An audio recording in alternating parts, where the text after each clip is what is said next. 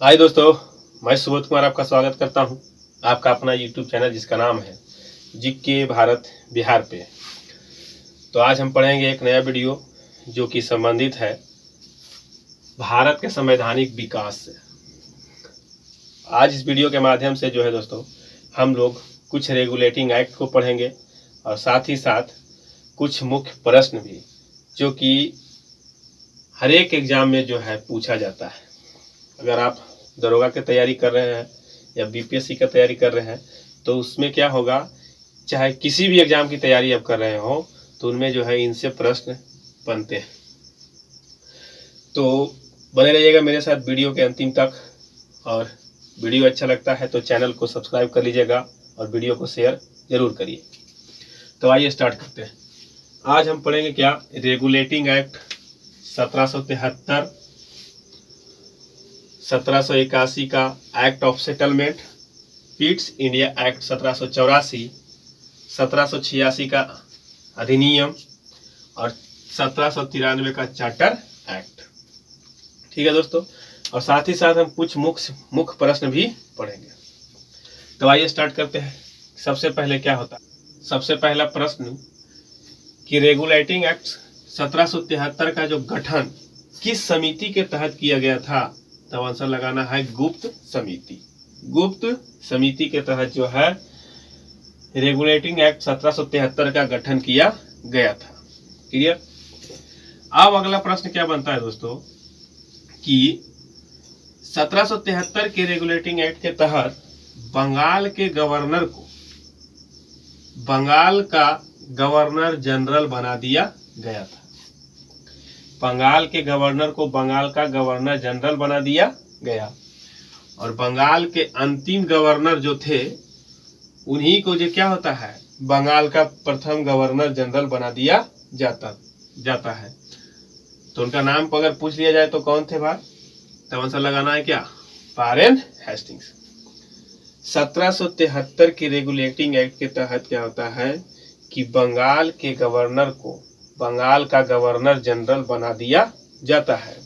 तो उस समय जो गवर्नर के पद पर जो थे वह थे वारेन हेस्टिंग्स, और उन्हीं को जो है बंगाल का प्रथम गवर्नर जनरल बनाया जाता है। इसीलिए क्या होता है दोस्तों कि प्रश्न पूछे जाते हैं कि बंगाल का अंतिम गवर्नर और बंगाल का प्रथम गवर्नर जनरल कौन थे, ये दोनों एक साथ पूछा जाता है। तो आंसर क्या लगाना है, वारेन हेस्टिंग्स। क्लियर। अब क्या होता है कि इसी एक्ट के तहत जो है कलकत्ता में पहली बार जो है सुप्रीम कोर्ट अर्थात सर्वोच्च न्यायालय का गठन किया जाता है। यानी 26 जुलाई 1774, याद रखना दोस्तों, 26 जुलाई 1774 को जो है कलकत्ता में सर्वोच्च न्यायालय की स्थापना की जाती है, जिसके एक मुख्य न्यायाधीश और 3 अन्य न्यायाधीश की नियुक्ति होती है। अगर मुख्य न्यायाधीश की बात किया जाए तो उनका नाम था सर एलिजा एम्पे, और अन्य न्यायाधीश का नाम था चैम्बर्स, लिमिस्टर और हाइट। 1773 के रेगुलेटिंग एक्ट के तहत 26 जुलाई 1774 को जो है कलकत्ता में पहली बार सुप्रीम कोर्ट की स्थापना की जाती है, जिनके मुख्य न्यायाधीश का नाम था सर एलिजा एम्पे और 3 अन्य न्यायाधीश जिसका नाम था चैम्बर्स, लिमिस्टर और हाइट। ठीक है, तो इन सब को याद रखें क्योंकि इन सब से क्या है प्रश्न में पूछे जाते हैं, चैम्बर्स, लिमिस्टर और हाइट। अब क्या होता है दोस्तों, जब 1773 का रेगुलेटिंग एक्ट आता है तो उसमें गवर्नर को गवर्नर जनरल तो बना दिया जाता है, लेकिन सारी शक्तियां जो है सुप्रीम कोर्ट के पास चली जाती है। तो कहीं ना कहीं क्या होता है, 1773 के रेगुलेटिंग एक्ट का यह सबसे बड़ा दोष होता है, जिसे समाप्त करने के लिए कई सारे एक्ट बनाए जाते हैं, लेकिन वो क्या होता है, पारित नहीं हो पाता है। लेकिन एक पारित हो जाता है, कौन सा एक्ट, जिसे कहा जाता है एक्ट ऑफ सेटलमेंट। यानी 1781 का जो एक्ट था, जिसे एक्ट ऑफ सेटलमेंट के नाम से जाना जाता है। यानी आया और 1773 के में जो दोष था उसे क्या कर दिया, सेटलमेंट कर दिया, यानी कि समाप्त कर दिया। क्या क्या इसके तहत किया गया दोस्तों, तो गवर्नर जनरल का जो अपना अधिकार था उसे वापस मिल गया। राजस्व संबंधी जो मामला था भारत का, उसे भी सुप्रीम कोर्ट के अधिकार से बाहर कर दिया गया। और मुंबई, कलकत्ता, मद्रास के साथ साथ उड़ीसा और बिहार का भी जो है विधि बनाने का अधिकार गवर्नर जनरल को ही प्राप्त हो जाता है। कहाँ का? बंगाल का। इनसे 3 पॉइंट है दोस्तों। गवर्नर जनरल को जो क्या होता है, अपना अधिकार प्राप्त हो जाता है, यानी उनका जो अधिकार है सुप्रीम कोर्ट के अधिकार से बाहर किया जाता है। भारतीय राजस्व मामला जो था उसका जो है अधिकार सुप्रीम कोर्ट के अधिकार से बाहर कर दिया जाता है। और साथ ही साथ मुंबई, कलकत्ता, मद्रास जो है प्रेसिडेंसी का जो है विधि बंगाल के गवर्नर के द्वारा बनाया तो जा ही रहा था, लेकिन साथ ही साथ 2 और राज्य उड़ीसा और बिहार का भी जो है विधि बनाने का अधिकार बंगाल के गवर्नर जनरल को ही प्राप्त हो जाता है। तो ये हुआ 1781 के सेटलमेंट एक्ट के तहत। अब क्या होता है दोस्तों, अगला है पिट्स इंडिया एक्ट 1784। इससे 2-3 पॉइंट याद रखना है। 1784 पिट्स इंडिया एक्ट कंपनी का जो था राजनीतिक तथा व्यापारिक कार्य का जो क्या होता है, पृथककरण कर दिया जाता है। ठीक है, कंपनी के कार्य को, व्यापारिक कार्य को, कंपनी के व्यापारिक कार्य को कौन संभालता है, तो बोर्ड ऑफ डायरेक्टर। और राजनीतिक कार्य को कौन संभालता है, तो board of control. Clear? British के द्वारा जो है कब्जा किया गया भारत का क्षेत्र का अधिकार पत्र प्राप्त मिलता है पहली बार पिट्स इंडिया एक्ट के तहत। और राजनीतिक कार्य को बोर्ड ऑफ कंट्रोल देखता है। तो बोर्ड ऑफ कंट्रोल में कितने सदस्य होते हैं, तो 6 सदस्य होते हैं, जिनकी नियुक्ति जो है ब्रिटिश सम्राट के द्वारा ही किया जाता है। तो इनसे 2-3 पॉइंट याद रखना है दोस्तों। कंपनी का जो था राजनीतिक और व्यापारिक कार्य को क्या किया जाता है, दोनों को अलग कर दिया जाता है। कंपनी के जो है व्यापारिक कार्य के संभालने को कौन संभालता है, तो बोर्ड ऑफ डायरेक्टर। और कंपनी का जो है राजनीतिक कार्य को कौन संभालता है, तो बोर्ड ऑफ कंट्रोल। उस समय बोर्ड ऑफ कंट्रोल नहीं होता है। बोर्ड ऑफ कंट्रोल का गठन किया जाता है, जिसमें कितने सदस्य होते हैं, 6 सदस्य। और इन 6 सदस्य को जो है नियुक्ति किनके द्वारा होता है, तो ब्रिटिश सम्राट के द्वारा ही किया जाता है।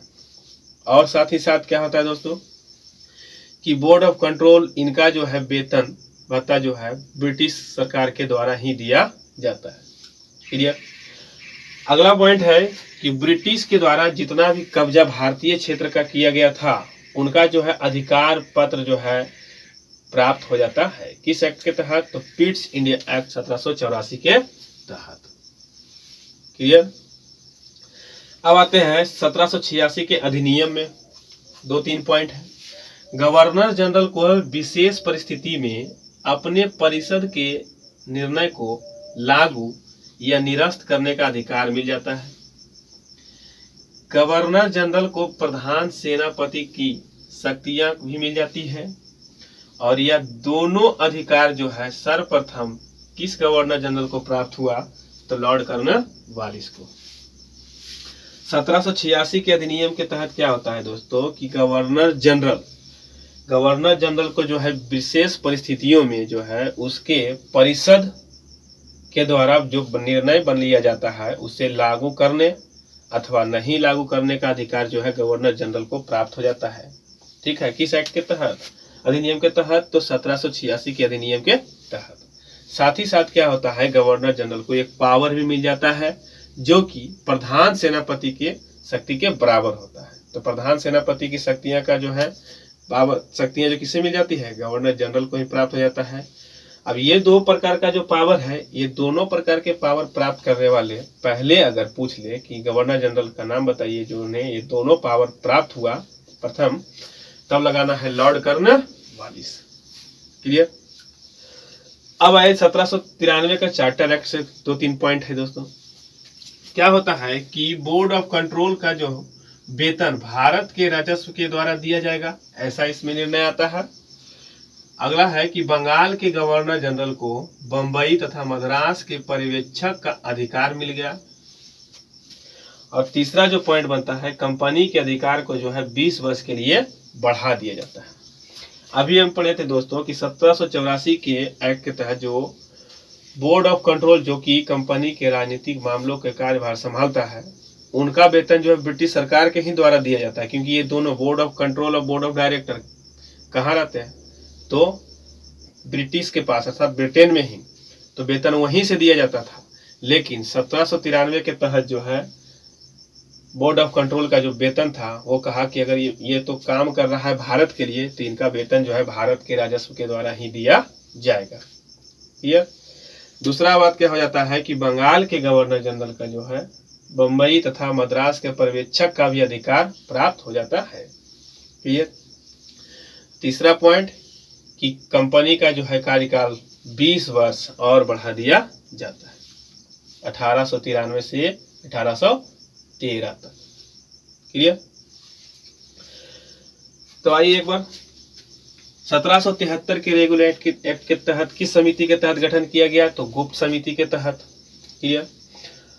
इसके तहत क्या होता है कि बंगाल के गवर्नर को बंगाल का गवर्नर जनरल बना दिया जाता है। इसीलिए प्रश्न पूछा जाता है कि बंगाल के अंतिम गवर्नर का नाम बताइए तथा बंगाल के प्रथम गवर्नर जनरल का नाम, तो दोनों में आंसर होता है वारेन हेस्टिंग्स। क्लियर। 26 जुलाई 1774 को जो है सुप्रीम कोर्ट की स्थापना की जाती है कलकत्ता में, जिसके मुख्य न्यायाधीश होते हैं सर एलिजा एम्पे और 3 अन्य न्यायाधीश जिनका नाम था चैम्बर्स, लिविस्टर और हाइड। सुप्रीम कोर्ट जो होता है गठन के बाद सारी शक्तियां अपने पास कर लेता है, जो कि सबसे बड़ा दोष होता है। तो इन्हीं दोषों को दूर करने के लिए क्या होता है, एक एक्ट ऑफ सेटलमेंट 1781 लाया जाता है, जिसके तहत गवर्नर जनरल के जो अधिकार था वह जो है प्राप्त होता है, यानी सुप्रीम कोर्ट के अधिकार से बाहर कर दिया जाता है।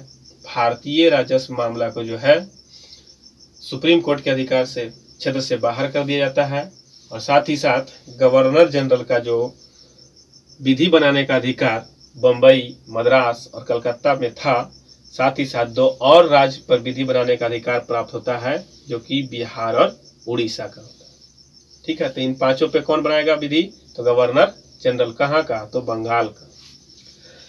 1784 के पीट्स इंडिया एक्ट में क्या होता है कि कंपनी के राजनीतिक तथा व्यापारिक जो कार्य था उनको क्या किया जाता है, अलग अलग कर दिया जाता है, यानी पृथककरण कर दिया जाता है, और कहता है कि व्यापारिक कार्य को जो है बोर्ड ऑफ डायरेक्टर देखेगा और राजनीतिक कार्य जो है कंपनी का वो बोर्ड ऑफ कंट्रोल देखेगा।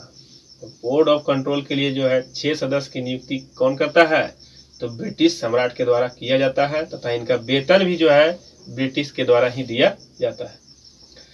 लेकिन 1793 के तहत क्या होता है कि बोर्ड ऑफ कंट्रोल के जो सदस्य होते हैं उनके जो वेतन किनके द्वारा दिया जाना निश्चित किया जाता है, तो भारतीय राजस्व के द्वारा ही दिया जाना निश्चित किया जाता है। क्लियर। अब आए थे दोस्तों अधिनियम 1786 के तहत क्या होता है कि गवर्नर जनरल को 2 प्रकार का पावर प्राप्त होता है। एक पावर जो होता है वह अपने परिषद के द्वारा जो है बनाया गया जो विधि होता है, नियम होता है, उसे वह परिस्थिति के अनुसार लागू कर भी सकता है, नहीं भी कर सकता है। ये अधिकार प्राप्त हुआ था ताकि तथा प्रधान सेनापति का जो शक्तियां भी उसे प्राप्त हो गई थी। किसे, गवर्नर जनरल को। और ये दोनों शक्ति प्राप्त करने वाला प्रथम गवर्नर जनरल का अगर नाम पूछा जाए तो लॉर्ड कॉर्नवालिस। कंपनी का जो है अधिकार 20 वर्षों के लिए बढ़ा दिया गया 1793 के तहत। क्लियर। और बंगाल के गवर्नर जनरल को जो है मद्रास और बम्बई के पर्यवेक्षक का जो अधिकार भी प्राप्त हो जाता है 1793 के एक्ट के तहत। ठीक है दोस्तों। अब आए दोस्तों कुछ मुख्य प्रश्न में पढ़ लेते हैं किसे, जो कि एग्जाम में बार बार पूछे जाते हैं। स्टैटिक्स में जो है ये प्रश्न ज्यादा पूछे जाते हैं। जिस तरीके से हम यहाँ पे सुप्रीम कोर्ट पढ़े हैं जो कि ब्रिटिश साम्राज्य के समय था, आज का जो है सुप्रीम कोर्ट जो दिल्ली में है उसका गठन कब हुआ था उनके बारे में, और उनका मुख्य न्यायाधीश कौन है, उनसे संबंधित प्रश्न को आज हम देखेंगे। तो दिल्ली में अगर सुप्रीम कोर्ट की स्थापना पूछी जाए कब हुआ था, तो 28 जनवरी 1950। 28 जनवरी यानी 26 जनवरी को गणतंत्र दिवस, 2 दिन और जोड़ देना है, 26 और 2 28।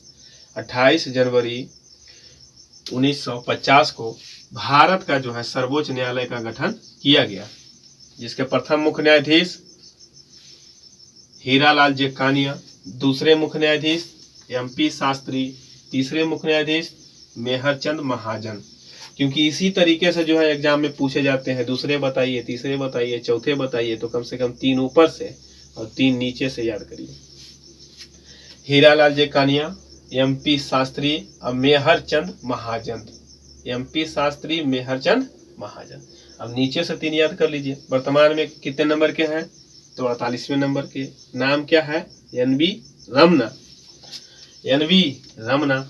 उनसे पहले यानी 47 में तो क्या लगाना है? शरद अरविंद बोबड़े। और उनसे पहले 46 का अगर पूछ दिया जाए तो लगाना है रंजन गोगोई। एक पॉइंट आया है दोस्तों कि NV रमना जो है कब मुख्य न्यायाधीश के पद शपथ ग्रहण किए, तब याद लगाना है 24 अप्रैल 2021। 24 अप्रैल 2021। क्लियर? एक प्रश्न और पूछा जाता है कि प्रथम मुस्लिम मुख्य न्यायाधीश का नाम बताइए जो सुप्रीम कोर्ट के बने थे।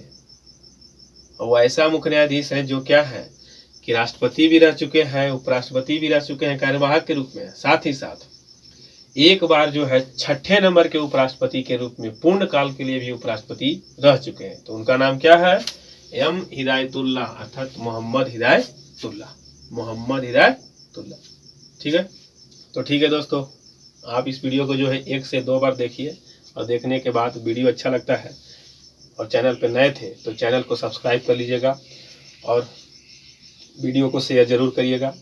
आपको याद हुआ या नहीं कमेंट में ज़रूर लिखें। तो पूरा वीडियो देखने के लिए धन्यवाद।